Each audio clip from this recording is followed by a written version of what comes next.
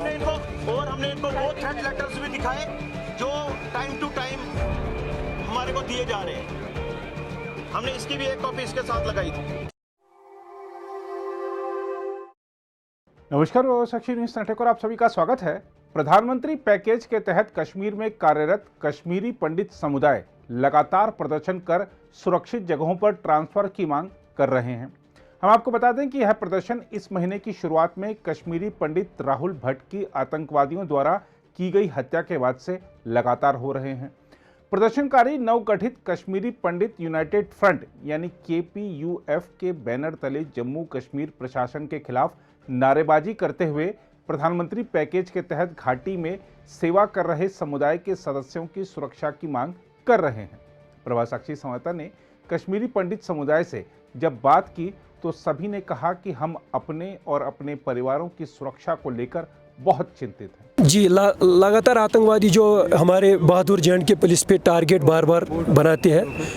कुछ गिने चुने भी बैठे यहाँ लोग जो मिलिटेंसी को सपोर्ट करते हैं, ये हमें हरगिज़ बर्दाश्त नहीं कर रहा हूँ।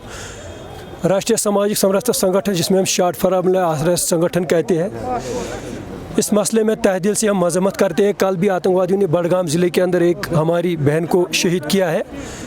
एक कुछ गिने चुने लोग बैठे जो अभी मिलिटेंसी में यहाँ सपोर्ट करके बैठे हैं और हमारे पंडित भाई और हिंदू मुस्लिम यहाँ उठाना चाहते हैं लगातार आतंकवादी। RSS संगठन, राष्ट्रीय समाज समरसता संगठन, यह हरगिज़ बर्दाश्त नहीं करेगा। JNK पुलिस हमारा जो संगठन है, JNK पुलिस और सिक्योरिटी फोर्स के साथ साथ हमेशा जवानों के साथ हम तैयार शाना बशाना तैयार रहेंगे और आने वाले दिनों में इंशाल्लाह यहाँ मिलिटेंसी भी देखने को नहीं मिलेगी। तो इस वजह से आज हमने ये कदम रखा है। ये पाकिस्तान की साजिश है सारी, जो ये पाकिस्तान की बौखलाहट है जो यहाँ अमन बिगाड़ने की कोशिश हो रही है और यहाँ टूरिस्ट बाहर के लोगों को भी, हिंदू भाइयों को टारगेट बनाने की कोशिश हो रही है और हमारा जो अमन बिगाड़ने की कोशिश करेगा उसको किसी भी कीमत पर नहीं बख्शा जाएगा। प्रोटेस्ट हम इस बारे में कर रहे हैं कि आप रोज़ देख रहे हैं कि इनोसेंट किलिंग हो रही है, चाहे JNK पुलिस की या राहुल भट्ट की आपने हाल ही में किलिंग देखी।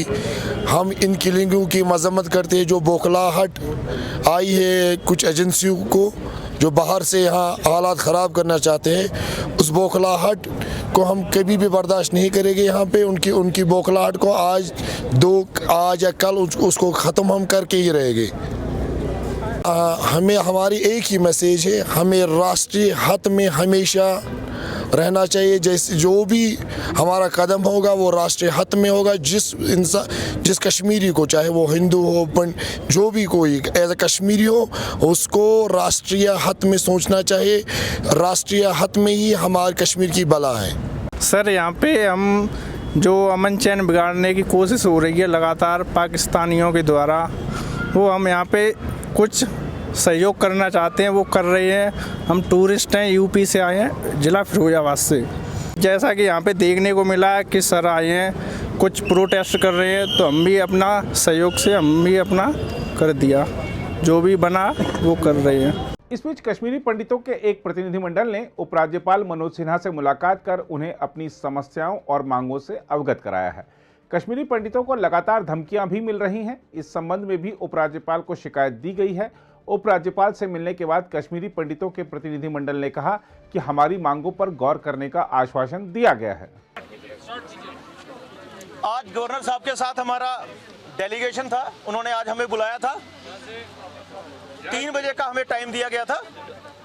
आज हम 25 मेंबर्स का डेलीगेशन वहां पे उनके पास गए थे। उन्होंने हमारी सारी बातें बड़े गौर से सुनी। वहाँ पे टॉप ब्यूरोक्रेट्स भी आए हुए थे जिनके साथ हमारा पूरा वार्तालाप हुआ।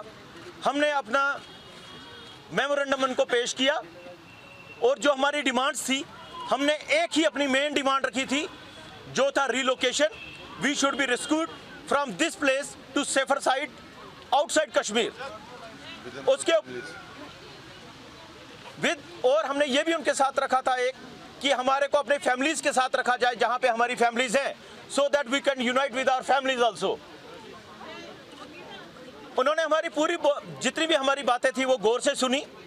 उन्होंने अपनी भी हमारे को बताने की पूरी कोशिश की कि हम आपके साथ हैं, हम आपका पूरा सहयोग करते हैं, हम आपके सेंटिमेंट समझते हैं। हम कश्मीरी पंडित जो माइग्रेंट यहाँ पे जॉब करते हैं, हम उनके साथ हैं। उन्होंने पूरा आश्वासन दिया है कि आपके सिक्योरिटी पॉइंट ऑफ व्यू से आपके बाकी मसाइल जो है वो दूर किए जाएंगे, लेकिन हमने उन्हें बोला हमारा एक ही मुद्दा है, that is relocation. We want relocation from Kashmir to Jammu और सम अदर सेफर प्लेस। उन्होंने यही बोला है कि हम इसके ऊपर वार्तालाप करेंगे, इसके ऊपर हम सोचेंगे क्या करना है। जब तक कि वो हमारी डिमांड्स नहीं मानते हैं तब तक हमारा प्रोटेस्ट ऐसे ही जारी रहेगा जैसे जारी था। हमारे को यही बोल रहे हैं आपको सिक्योरिटी दे दी जाएगी, हम आपके प्रमोशंस कर देंगे जो आपके रुके हुए हैं, बाकी जो मसाइल हैं आपके वो देखेंगे। लेकिन हमने उन्हें एक क्लियर कट मैसेज एक ही दिया है, जान है तो जहान है। हमारी प्रमोशन नहीं चाहिए, हमारे को ट्रांसफर नहीं चाहिए, हमारे को अकोमोडेशन नहीं चाहिए। हमारा एक ही मुद्दा है सबका, और वो है relocation from Kashmir to some other safer place like Jammu, and we should be united to our families. हमारी फैमिलीज उधर हैं, हम इधर हैं, हम अपने माँ बाप से नहीं मिल पाते हैं, तो हमारी यही वहाँ पे एक डिमांड रही, और हमने कोई भी इनको हमारी और कोई भी ऐसी डिमांड नहीं। उन्होंने बोला हम इसके ऊपर गौर करेंगे, हो सकता है कि हमारी एक दो डेलीगेशंस और उनके साथ हो, डायलॉग्स हो विद इन कमिंग डेज, वो हमारे साथ करेंगे। ये और हमने इनको वो थ्रेट लेटर्स भी दिखाए जो टाइम टू टाइम हमारे को दिए जा रहे हैं।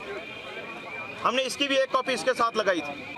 हम आपको बता दें कि इसी सप्ताह उपराज्यपाल मनोज सिन्हा कश्मीरी पंडित राहुल भट्ट के घर गए थे और उनके परिजनों को सांत्वना दी थी।